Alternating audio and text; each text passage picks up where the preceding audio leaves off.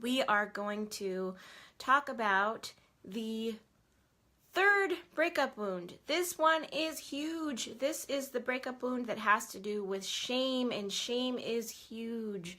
I did a poll in the Secret Seduction Sorority group, in our group here, and this was the biggest, this was the breakup wound that the most women who responded had. So most of the women who responded said yes, they have the shame breakup wound.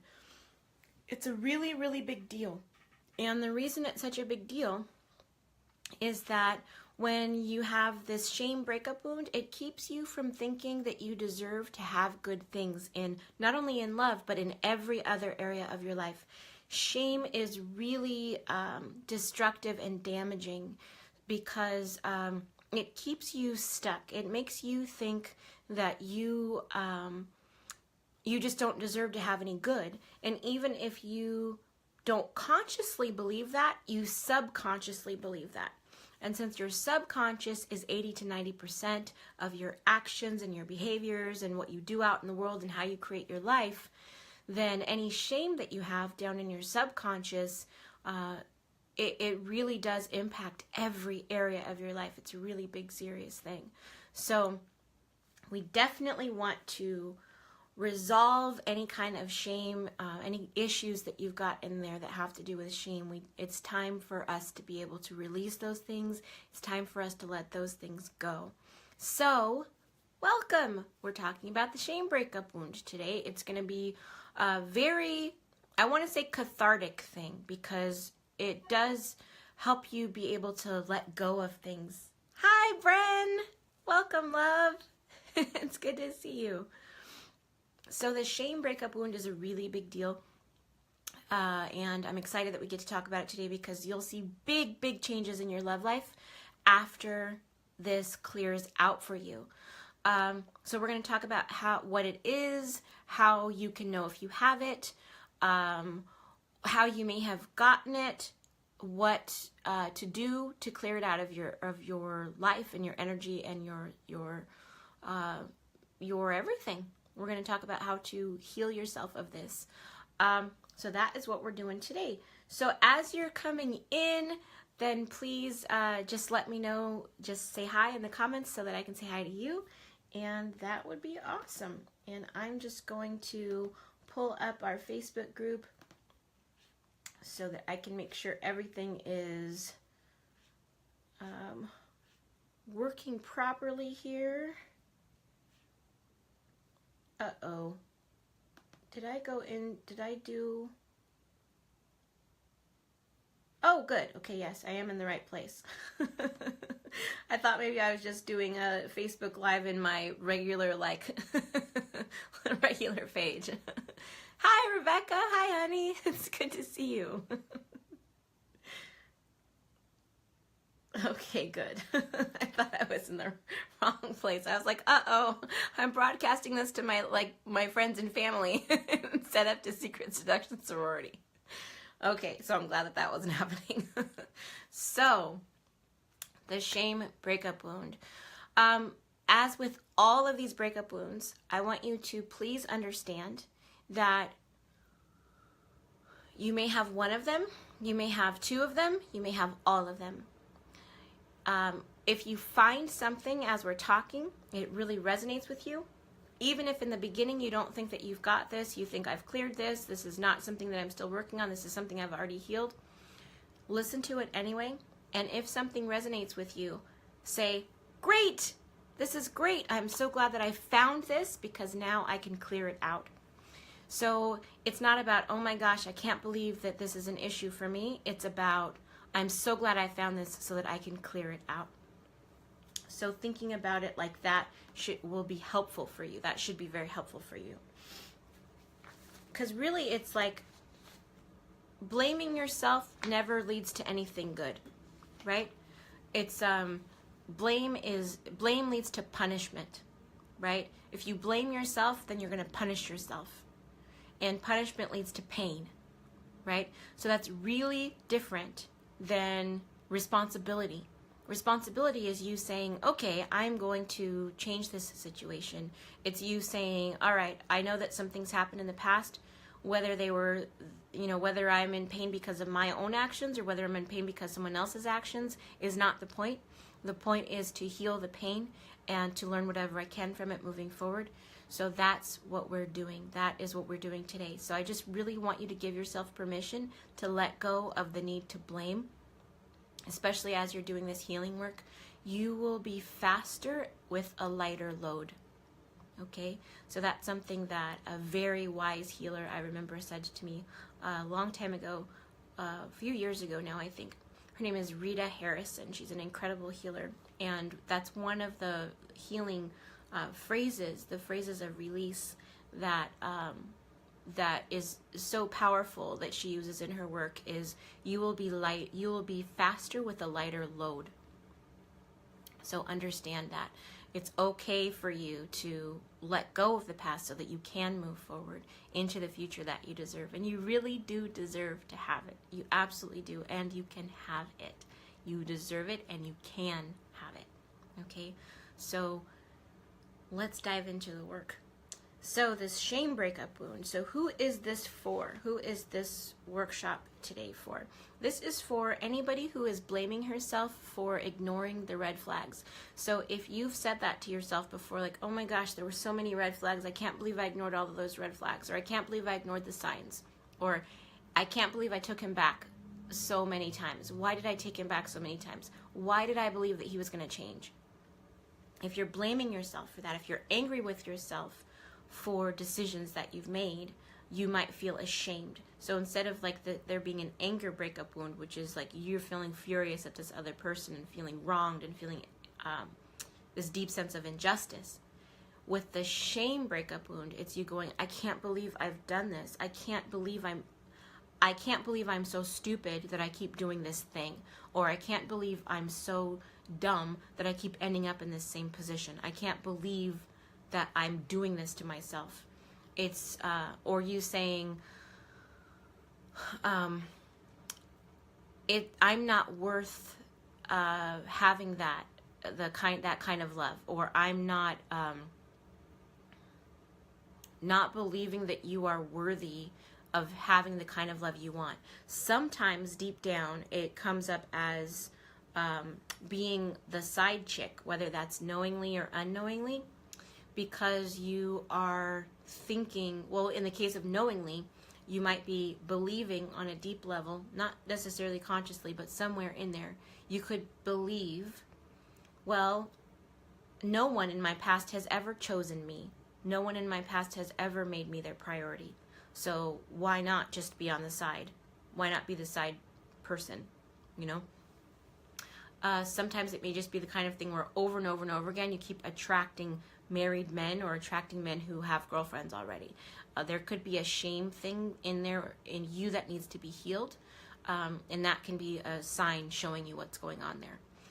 Other things, if you yourself have ever had a side relationship that your primary partner didn't know about or consent to, we're not talking about polyamory, we're talking about when you are in a committed relationship, but you start a side relationship with someone and your primary partner doesn't know about that relationship and would not have consented to it. So that situation, you might feel shame from that because of feeling like you did not live up to your own expectations for yourself, for commitment or for honesty. Anyone who secretly wants her ex back and is embarrassed about that, doesn't want to admit it because you know how badly he treated you. If that's you, then you may have a shame breakup wound as well. Not only because of like being in the situation, being treated badly for a long period of time before you were able to remove yourself from the situation, but because of that part of you that misses that person, or the part of you that actually wants that relationship back. You can feel ashamed about that. You can think like, what's wrong with me? There must be something really seriously wrong with me to miss this person who mistreated me so badly. It could be if you suffered any kind of trauma or abuse as you were growing up through your childhood, that can leave you with shame wounds, because as we're going to talk about in just a little bit, shame is about, it's a different thing from guilt. Guilt is I did something wrong. Shame is I am wrong. Guilt is I did something bad. Shame is I am bad. So there's a difference there. And we're going to talk about that more in a little bit. But when you suffer from trauma and abuse growing up, you really internalize those feelings of I am bad. I am bad. Because kids think that everything happens because of them. So if their parents get divorced, they think their parents got divorced because of them. Especially at certain ages. Kids think if somebody hits them, they think that they got hit because they deserved it. That they did something wrong, that they were bad. So they make everything, when you're a child and those things are happening to you, you internalize that in a really, really deep level in your energy and in your cells and in your subconscious, where you believe you are bad and that somehow you deserved that treatment because you are bad.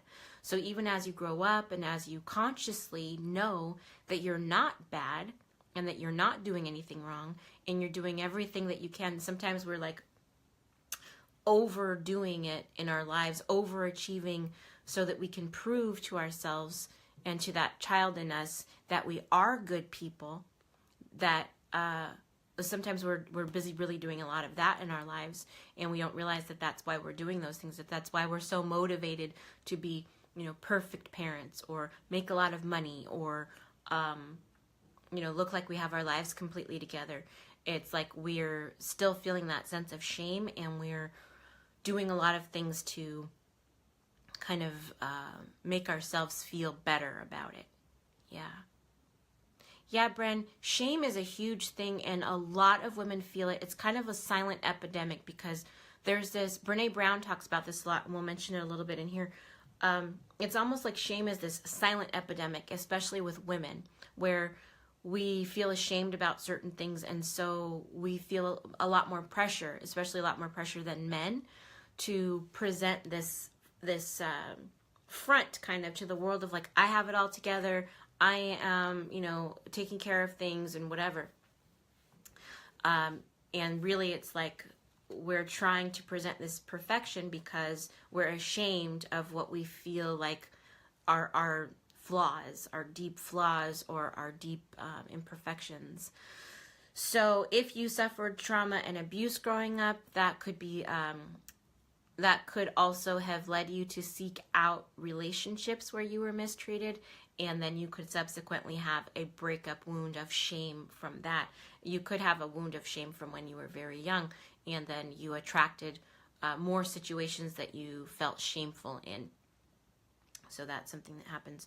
Also, if you grew up feeling like you had to hide the dysfunction in your home, so if you're the child of an alcoholic, the adult child of an alcoholic, or if you are if your parents were very poor, if your household was very poor as you were growing up, you could have a lot of shame from that because of the feeling of like, I've got to hide this from the world, because if people knew who I really was, they would reject me.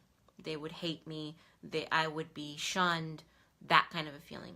So if that feeling feels familiar to you and it kind of takes you back to your childhood at all, then that most likely attracted those same kinds of relationships for you as you were growing up.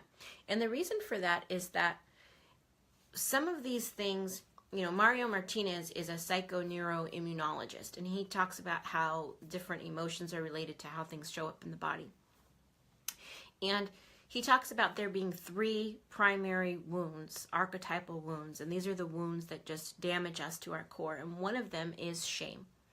And what's weird is that when we receive one of these wounds from our parents as we're growing up, then it gets mixed up, it gets all mixed up with love.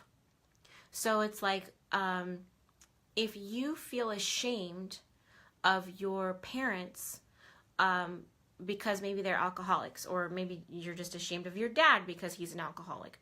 Then you learn that, but you also love your dad. So for you, shame and love are mixed.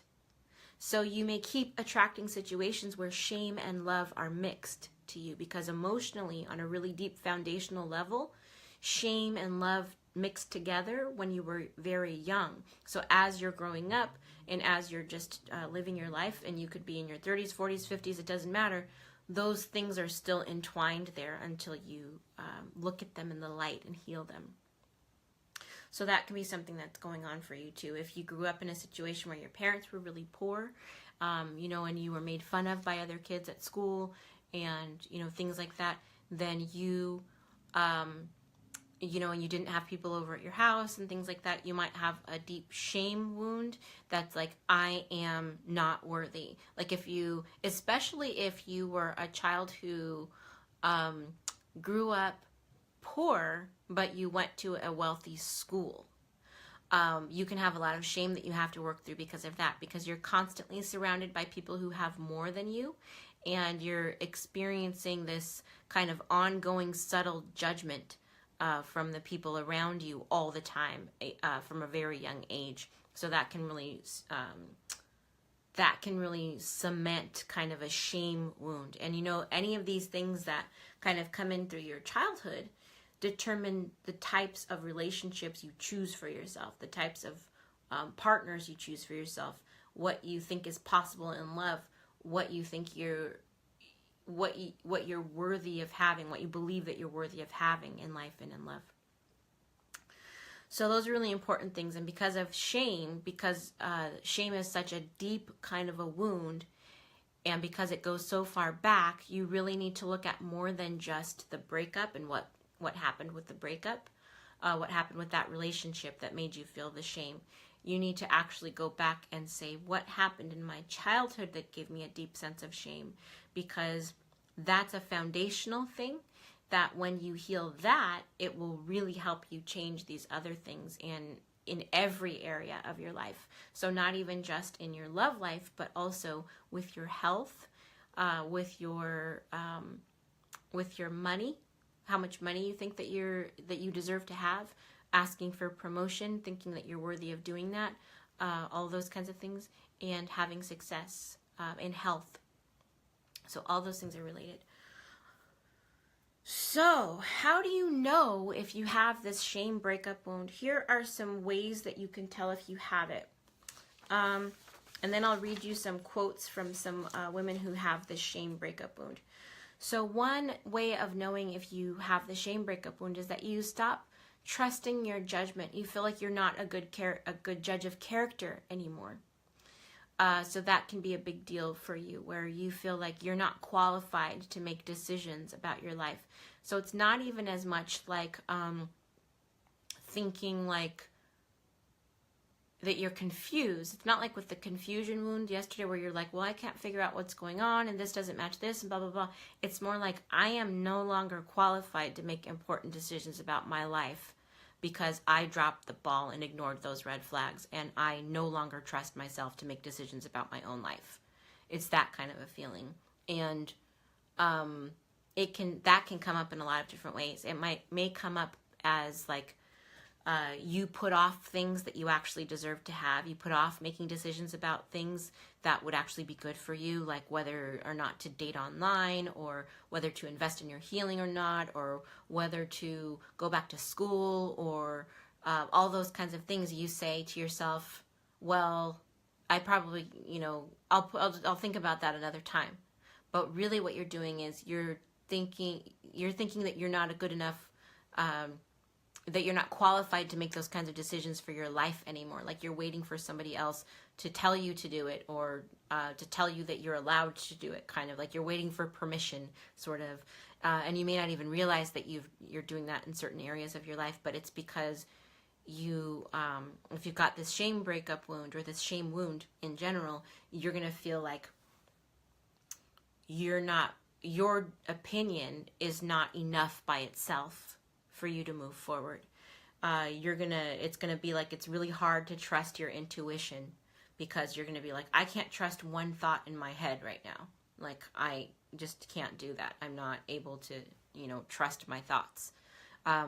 You may look to a lot of other people for guidance, but then not actually do anything that any of them tell you to do. Because ultimately, you're looking to everybody else for guidance because you don't think that your opinions are worthwhile, but you're not actually even taking action on the guidance you receive because you don't think you deserve to have anything good and have those changes happen. So yeah, that can be a really big deal. Another way to know that if you have this is, if friends or family are asking you for advice about your love life and you're giving it to them, but you feel a little bit like a hypocrite while you're giving it to them, because it goes back to that thing of like, well, who am I to give this kind of advice? Who am I to, tell people what's good for them or not? It can show up in that way too. If you feel judged by other women, whether or not they're actually judging you. So if you feel like you were judged for any kind of relationship that you had in the past, if you felt like other women were judging you, like saying that you, like say you were supporting somebody financially who didn't have a job, and you felt like other women were looking at you and being like, feeling sorry for you, or looking at you and thinking that you were stupid for doing that, or whatever it is. If you feel judged by other women, then you probably feel ashamed on some level of like thinking like there's that I am bad and they can see it. It's that feeling. If you have this, you might actually even have a lot of physical inflammation, because this is one of those wounds. Dr. Mario Martinez talks about how studies have shown that when you are shamed, your body responds as though you have been physically wounded. So it responds with inflammation when you've been shamed. So it's really, you can feel it in your body, like you might have a lot of unexplained aches and pains and that kind of a thing. So that's one of the side effects kind of that is having that inflammation in your body, having these unexplained aches and pains, and that feeling like of kind of wanting to come in like this on yourself and hide, when you're around other people. There's like a physical feeling to the shame also. It's that feeling of like, who am I to put myself forward in the world? Who am I to get attention in the world? That kind of a thing. Okay, so we want to talk a little bit about shame versus guilt. So Brene Brown, an amazing shame researcher. She researches shame. She talks about vulnerability. She talks about how powerful it is to embrace your imperfections. She's got some really great TED Talks out if you want to check it out. I think there is one that specifically is called The Power of Vulnerability or something like that. I can actually tell you right now, she's got TED Talks, The Power of Vulnerability and Listening to Shame. So those two TED Talks are great. You can check them out for free, and definitely listen to them if you feel like you have some work to do where shame is concerned. I'll also share them on the page here. So she talks a lot about shame and guilt, the difference between shame and guilt, and a lot of parents didn't realize in their generation, that there was a difference between shame and guilt. They didn't realize that it's a different thing to say to your child, you're a bad girl. That's different than saying to your child, that was a mistake that you made. Or even saying, I didn't like that you did that. Like if your child spills something, there's a difference between saying, you are so clumsy, and saying that was a clumsy thing to do, or something like that, where it has to do with the behavior and not the person is bad. You can be silly sometimes and You can do silly things sometimes, but not be silly. Like when I talk to my daughter, I try to tell her, and she's being goofy and making wild faces and doing stuff like that. I tell her, I say, you're being so silly right now. That's really funny. I don't say you are silly, because I don't want to plant anything in her subconscious that's like dismissive, like, oh, she's a silly girl. She's not a silly girl. She is a brave, strong, powerful, smart, kind, generous girl that sometimes does silly things. So there's a difference between like, you are bad and that was a bad choice. And that's the thing that a lot of us were shamed as we were growing up, not because our parents were trying to, but just because they didn't know any better. A lot of us were shamed as we were growing up instead of guilted. So that can be a big deal. And it can lead to making those kind of choices later on, in terms of like, if you get into any pattern that you keep repeating, that you keep seeing repeated in your life, is repeating for a reason. It's repeating because there's something for you to learn there. You're the common denominator. So it's telling you that there is software running in your energy that is going to keep getting you the same result. And sometimes you can troubleshoot the software yourself, and sometimes you can't, and you need to like call IT to fix the problem. So that's sort of where, like, as I'm giving this information to everyone, I absolutely encourage you to use as much free information as you can and do as much DIY as you can, and then kind of graduate yourself to higher levels of help. Invest in yourself in different ways in higher levels of help. So that might be by getting a book that you need that's important to you, some of the books that we've talked about in these workshops. It could be by investing in a program that's really good for you.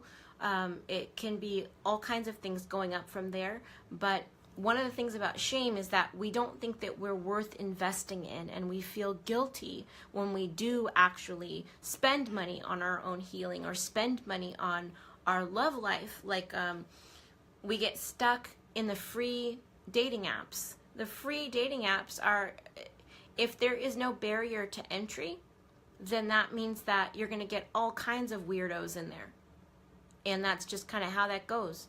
So if you are actually investing in like a paid dating site, then you actually get a different quality of people.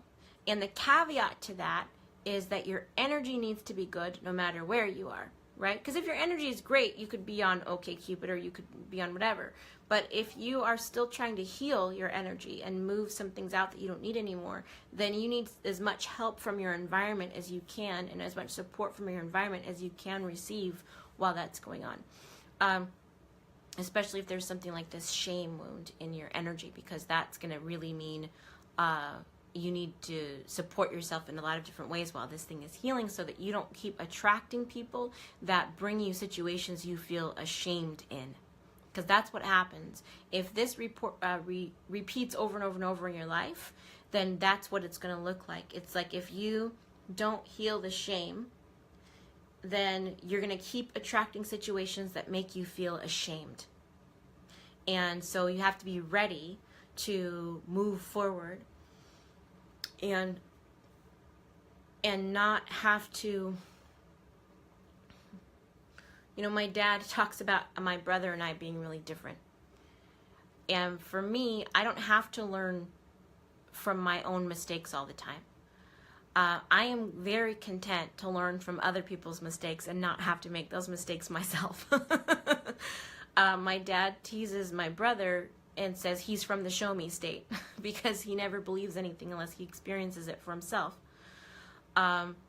So it depends. If you need to get to rock bottom and feel horrible before you are committed to like changing a pattern, then absolutely the universe will indulge you in that. The universe will be happy to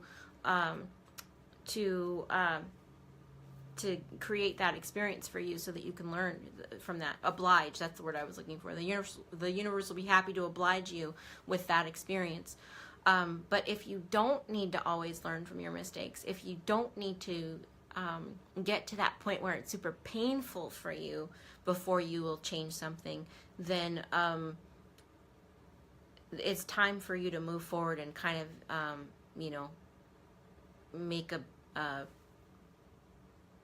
make a big commitment to yourself. So, shame versus guilt. Shame is I am bad. Guilt is I did something bad.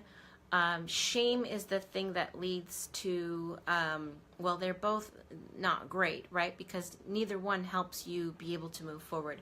Guilt, at least with guilt, you say, okay, I did something that was bad. With guilt, you can say, you can let yourself feel guilty for just a little while, because guilt, after all, is one of those things that separates you from a sociopath. Because you actually do feel remorse for your actions if you do something that doesn't live up to your expectations for yourself. But once you get the wisdom from that experience, like once you understand, okay, this is why I feel bad, then it's like, okay, you can move on from that. You don't have to hold on to that forever. You can let that one go. So guilt is preferable, right, to shame. Being able to shift this to, it's not because I am bad, I just did something that is not up to my usual standard for myself. But I learned from it, and here's what I'm going to do going forward. That's a really healthy way of being able to talk with yourself about that. So guilt versus shame. Because a lot of times what's going on is either you're judging yourself because you think you've fallen short of the standards that you had for yourself, or you feel ashamed because other people are judging you and you're agreeing with that judgment. So you may be like in situations where you're surrounded by people who, it's the situation of like the poor kid going to the rich school, right? They're going to come out of that with a lot of shame that they need to work through. It might make them, usually when people come out of those situations, what you see is that they go on to be like CEOs, and they go on to be, heads of whatever, because they developed this resilience in the face of this situation. And they were just like, I'm going to prove to everybody that I am actually worthwhile. I'm going to prove to everybody that I am a worthy person. I'm going to prove to everybody that I am a good person. And so they develop this super strong drive. And the problem with that is, even though it's really helpful in terms of like being a motivating factor and really pushing you forward to what your goals are, because you really have something to prove, that having something to prove all the time is exhausting. And no matter how high you climb, you don't feel like you've proven it. You still don't feel like you've proven it. It's like this thing of like, as soon as I have this achievement, as soon as I have this accomplishment, then I will know that I've really made it. Then I will know that I've really shown everybody. And you never actually have that feeling. It just, you keep achieving, you keep going higher and higher and higher, and then still feeling empty. Because it's not a thing that can be solved external to you. It has to, by external achievements, it has to be solved internally. So your biggest problem right now, if you have a shame wound, is that you are self-sabotaging, you're self-sabotaging in multiple areas of your life. You probably don't have the home that you deserve to have. You might be living in conditions that part of you feels like, this is kind of beneath me, and it's because you're not really allowing yourself to have that good. You don't think that you deserve it. You may not have a career that is really where you see yourself being, because you're holding yourself back from that and thinking that you don't deserve to have it. So you're not doing the things that you would do to have the career that you want to have. and you're giving yourself all kinds of rationalizations and excuses about why you can't do that right now, and blaming a lot of other stuff externally. But what's really going on is that you don't believe you deserve to have it, so you're not going to commit to doing the work for it. It's a big self-sabotage thing that happens. You may not have the health that you want to have because you really don't think that you deserve to be taken care of. So you're not taking care of yourself. You might not be exercising. You might be really damaging your body by eating things that you know are totally bad for you. You may have a disease that needs to be managed and you're not taking care of it because you don't believe that you deserve to be healthy because of this shame. So the self-sabotage happens not just in your love life in terms of like not getting on the dating site or not responding, to the men who reach out to you, or not expressing yourself, physically in ways that make you feel confident and sexy and attractive and whatever that is for you, whatever that means for you. It's like you may be doing those things because there's a shame wound that needs to heal, and so you're trying to not attract attention to yourself. You don't believe that you deserve to have attention. You're keeping yourself small and playing small because you don't think you deserve it. So really, like, look at your life right now and really look at each of those 4 areas of that perfect square of life. Look at your love life and ask, do I have the love life that I really deserve? Do I have the love life I really want? Is this love life that I have, this dating situation I have, is this what I really believe I deserve for myself? Or is this just what I used to believe I deserved for myself? Look at your health and say, am I really taking care of my health the way that someone who believes in her worthiness would take care of her health?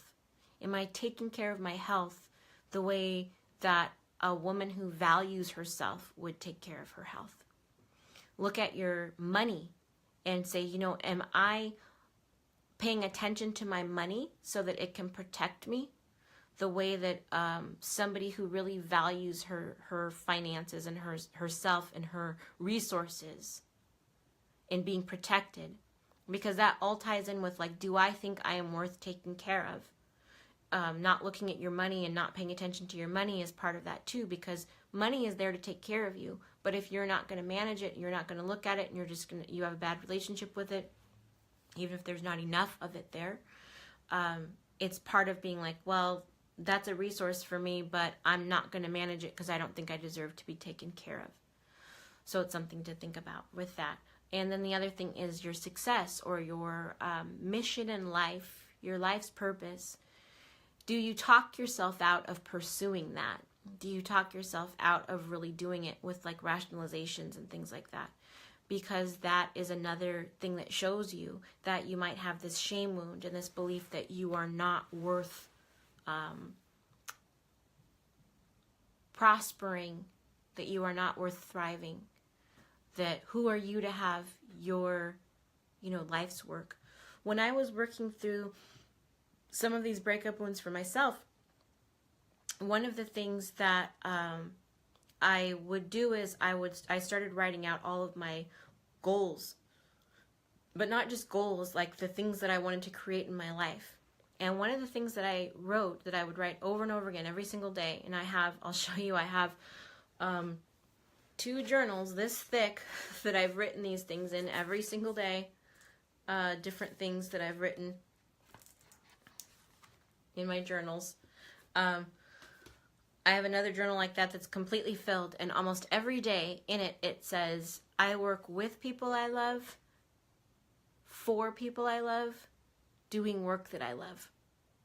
And it was healing for me to write that, because I knew that I deserved to have that kind of a life, and so I was going to work through and heal whatever I wanted to do, whatever I needed to heal. So I moved from what I was doing before to the work that I do now with the love coaching and the energy healing. And now I do work with people that I love. I absolutely love my assistant.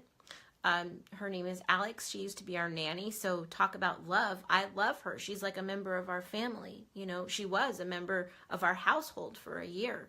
And now she's family, you know, like forever, you know. And so when I said I work with people I love, you know, I work with her. Sometimes I do things with my best friend because she is a producer, you know. And so we sometimes will do like little projects or things together. She'll help me with little projects and things like that.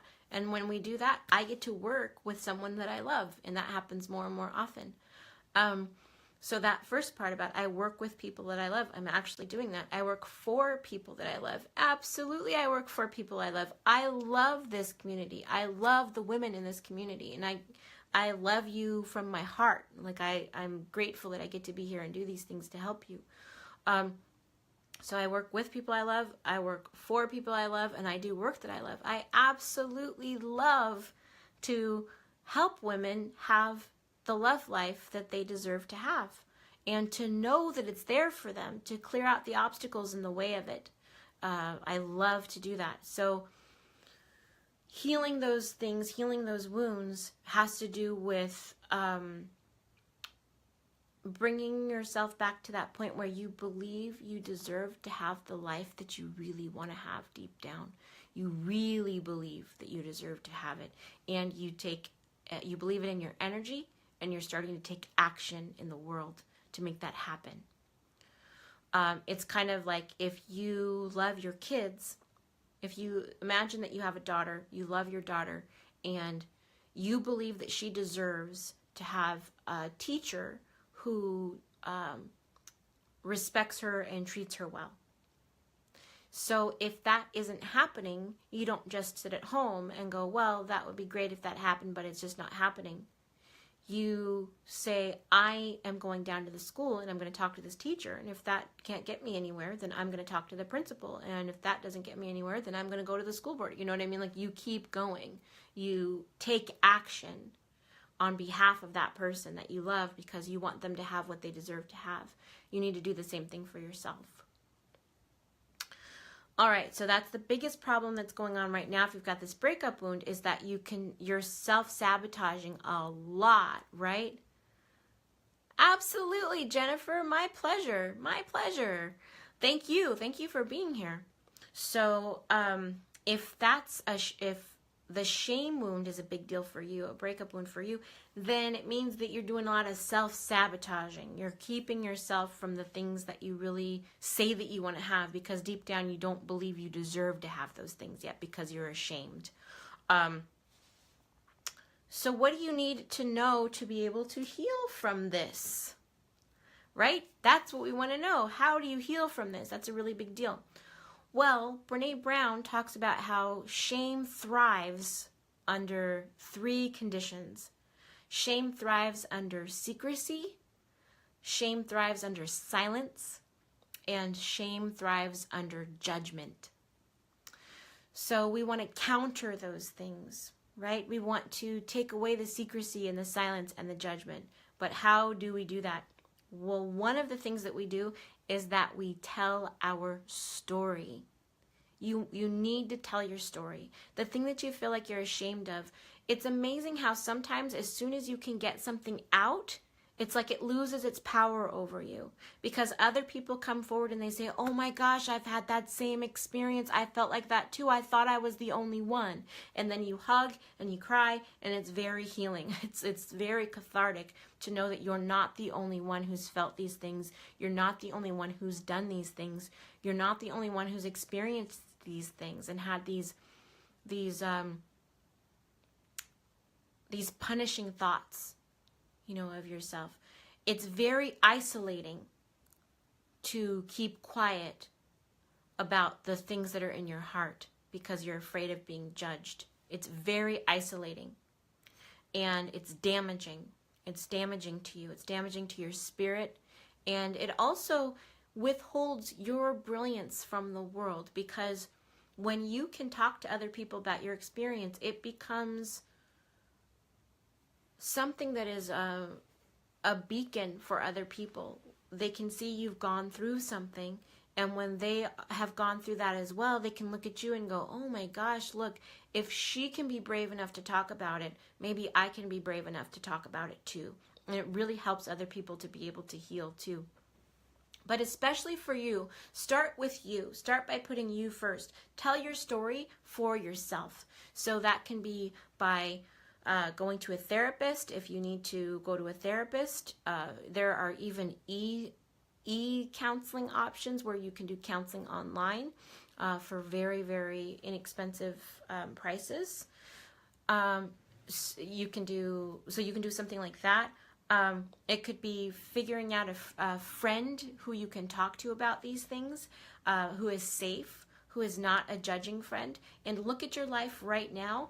Think of that person. Who is that friend that you know who you can talk to without judgment? If you can think of that person, I want you to just close your eyes right now and think of that person who is safe to you. I have 2 very close friends who I can talk to with no judgment whatsoever. Like, no matter what I said to them, they would not judge me. And I want you to think of who that is in your life also for yourself, because you need to know who that person is. If you have at least one person like that in your life, they need to know your shame story. You need to tell them your shame story. They are safe to tell your shame story too. And if you can't think of anybody, then a counselor is the person that you can talk with about that. Sometimes people will post things to Facebook that are actually kind of private. In the Secret Seduction Sorority group, you are welcome to share anything that you like. This is a group with no judgment. The women that are in this group are encouraging and supportive and wonderful women. And I look through all of the comments and I look through all of the posts all of the time. And if anyone is being weird and judgy to someone else or extra preachy to someone or something like that, then that person, I will connect with that person and we will figure out why that's happening. Like, if they just didn't understand and then they get another chance and they can come back into the group, that's fine. If it's a problem where it's like a personality thing, then this is not the group for them, and they are encouraged to move on to something that's better for them, because I don't allow that in Secret Seduction Sorority. This is a safe place. There is no judgment in there. There is no one-upping. There's no well, if I were you, I would blah, blah, blah, blah, blah kind of a thing. It's a place for you to, if you have encouragement or wisdom that you want to share with someone else, it's a place for you to share that from the perspective of your own experience, not from the perspective of, like, this is what you should do. It's more like you saying, I had this situation happen and what worked for me was this. So I'm very, very careful about Secret Seduction Sorority, though I want it to be a safe place for everybody, and I monitor that constantly. So this is a place for you to know that you can share things if you want to share them. And for some women, they're like, there's no other place where I can share some of the things that I need to share and get some feedback and get some encouragement and some support about some of these things. So that's something that I want for you to understand. And if you're, watching this at some point and you're not in Secret Seduction Sorority, go to secretseductionsorority.com and join us because it's awesome. So that's the first thing, is to tell your story, whether that is with a therapist or whether that's a safe friend, whether that's someplace like this. There are things that my clients tell me when we work together one-on-one that they haven't been able to talk to anybody about before. Things like affairs that they've had, that they were afraid that they were going to be judged for, and they carry this around. It gets carried around in their energy.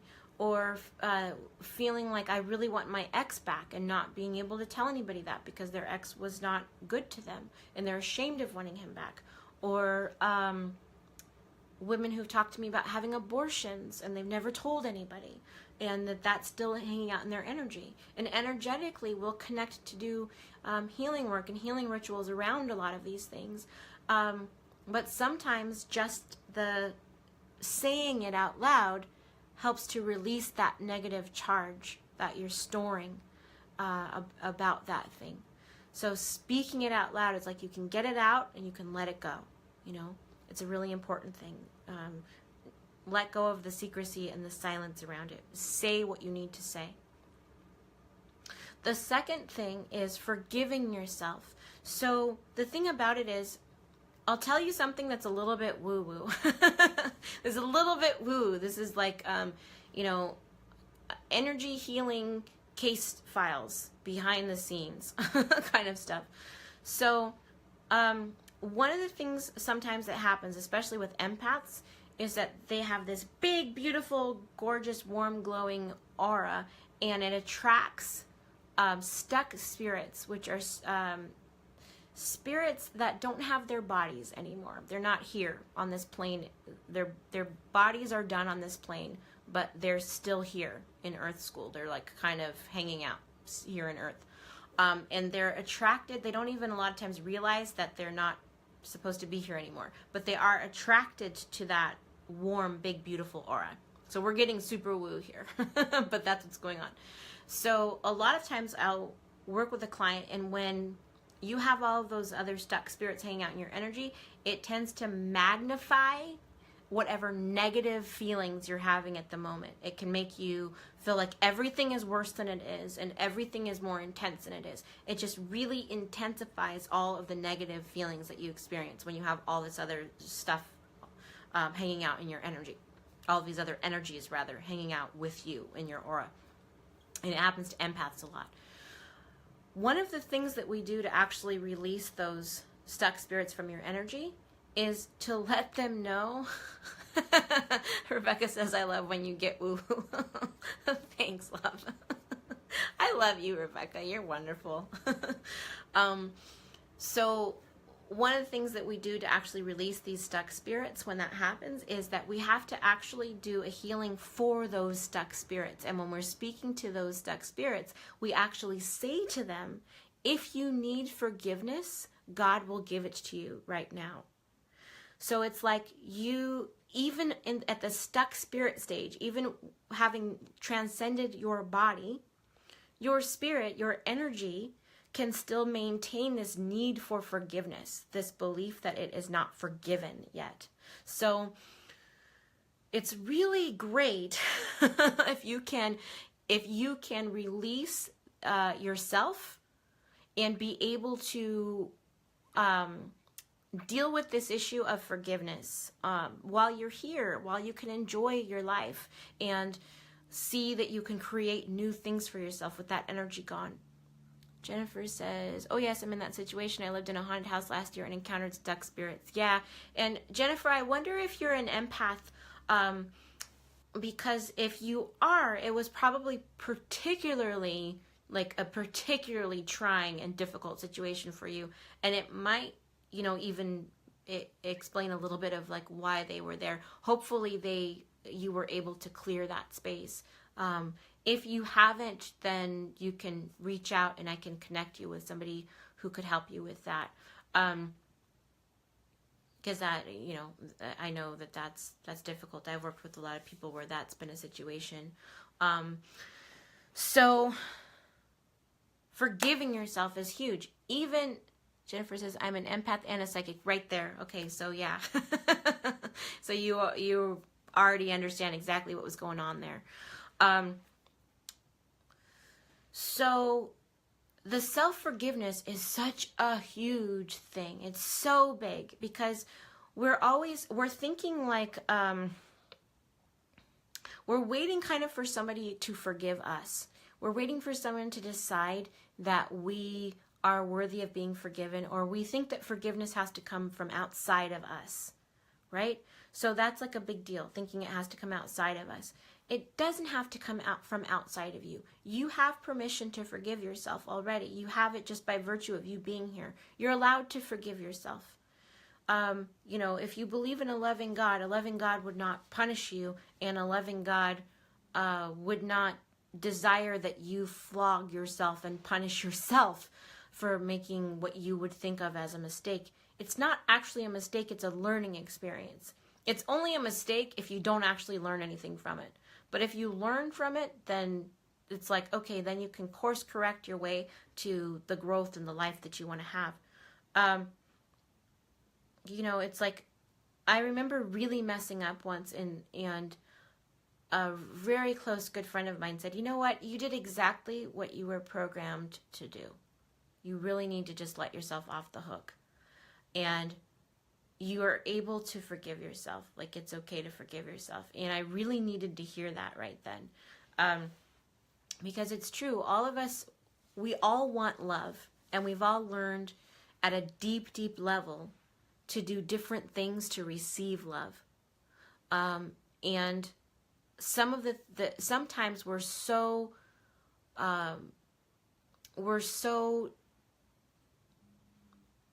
our wounds are so much in control of what's going on that it's almost like we look up and we're like, I'm in this situation and I would never have imagined that I'd be in this situation. You just look up and you kind of find yourself in a situation. And you can forgive yourself for that. You deserve forgiveness. You deserve your own forgiveness. You deserve your own love. And so that's really important. So if you have a difficult time forgiving yourself, that's one of the things that you might think about in terms of that healing statement when you say, like, I'm sorry, little notifications keep popping up. When you say, you can tell yourself, I forgive you. You can look in the mirror. You can literally say to yourself in the mirror, I forgive you. I love you. I deeply and completely forgive, love, and accept you. You can say that to yourself in the mirror. I deeply and completely love and accept you. I forgive you. I forgive you. I forgive you. You can say that to yourself in the mirror and just kind of lavish that love and forgiveness and acceptance on yourself in the mirror. And you can also remind yourself when those other thoughts come up. You can say that healing statement I was talking about before, where you can say, I am faster with a lighter load. And remind yourself that you can let go of the forgiveness. You don't have to, of the shame. You don't have to hold on to it. Everyone has done things that they're not happy that they did, because you just do the best that you can with what you know at the time. And a lot of times it's about, like, you have to go through something in order to get somewhere better. I have a client who we did a soul call for her to bring in her soulmate.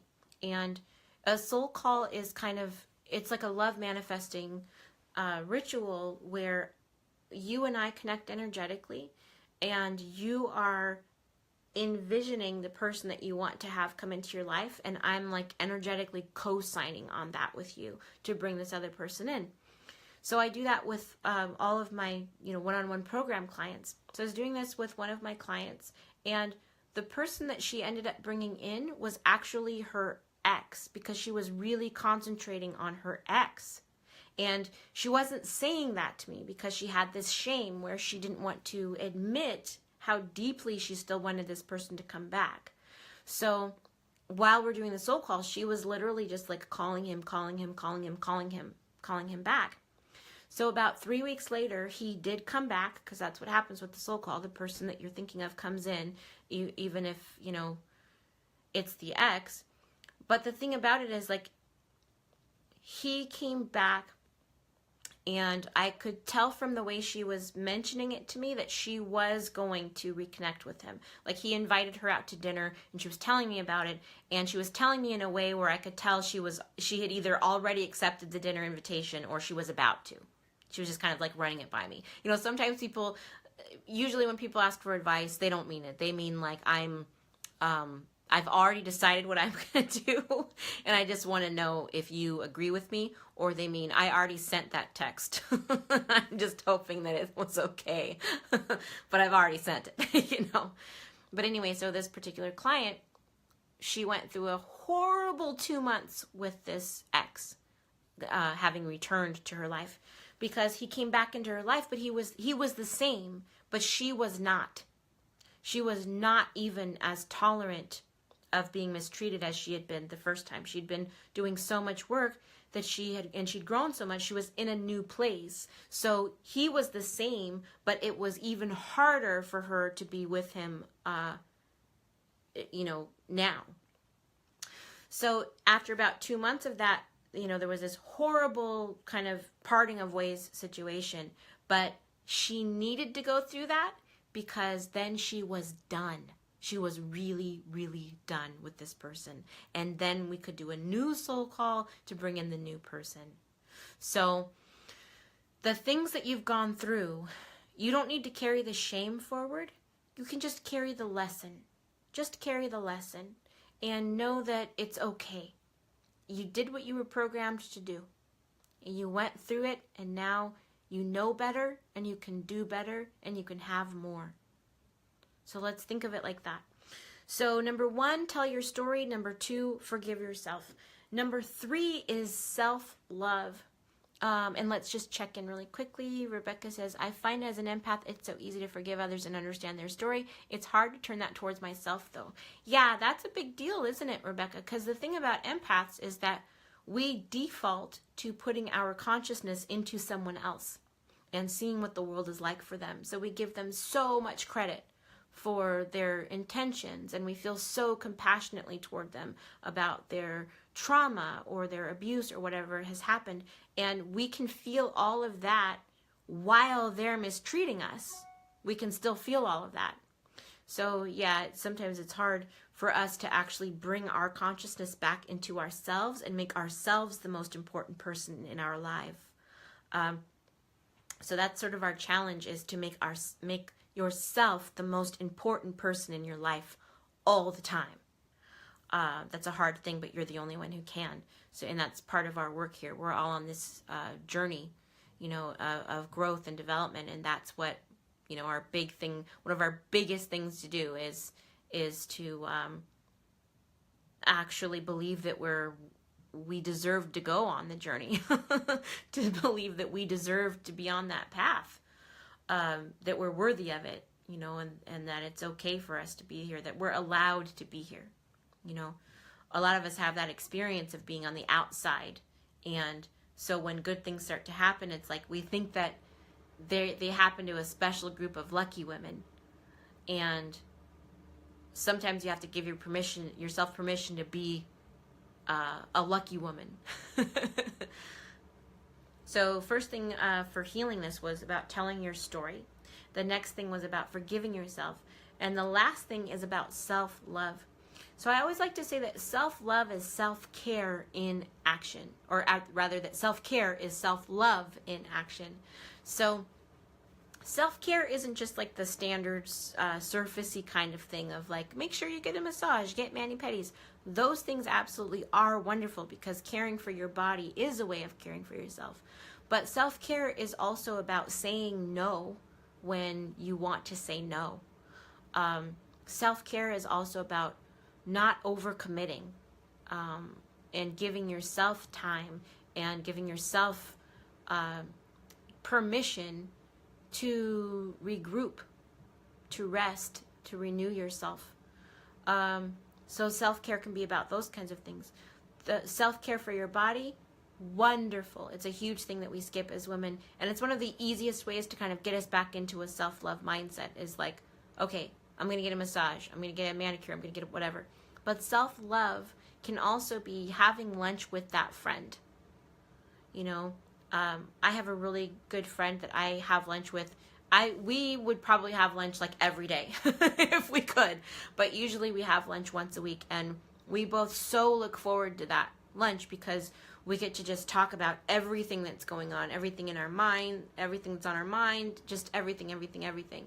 And it's so great to know that you can talk to this other person and not be judged. Jennifer says, I do Sunday spa nights at home. That's wonderful. That's a great thing to do that self-care work.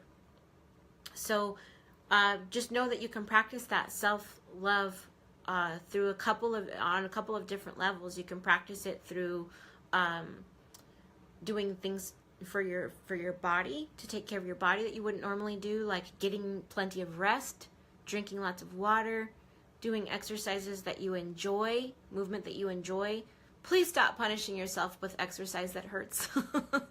You don't need to do that. That's the whole no pain, no gain thing is just complete BS. You can, have movement that you love. Eating foods you love that are healthy for you. Spa days, like Jennifer's talking about, spa nights. All of those things are great for taking care of yourself externally. Internally, things that are good for self-care and self-love are saying no when you mean no. Avoiding overcommitting yourself. So if you're the kind of person who frequently resents how busy you are and that you're giving so much of your time to other people, it may be time to do a little bit more self-love and self-care in not schedule stuff for every night. Give yourself some nights where you just go home, where you just go home, watch TV, and, nobody needs anything from you. So that's important. The other thing about self-love is that when you demonstrate to the universe that you believe you are worthy of love, then the universe says, great, she believes she's worthy of love, so I'm sending in more love. And self-care is one of the things that helps to do that. So if you stop and you say, you know what, these panties are raggedy, and I am buying myself all just completely new, beautiful panties that make me feel sexy and feminine and fantastic every time I put them on. If you do that, like you're saying to the universe that you believe you deserve to feel sexy and feminine and attractive. And the universe goes, great, I'm going to send her more experiences where she feels sexy and feminine and attractive. The universe always says yes. God always says yes. So that's one of the reasons why self-love is so important, is because you activate this universal law that responds to you with more love. But it starts with you. It has to start with you. And when I say it starts with you, I don't mean that in like a cliched Hallmark card, Instagram quote way. I say it starts with you literally from a physics and metaphysics standpoint. You are the trigger that activates that universal law. You are telling the universe how you believe you deserve to be treated by how you treat yourself.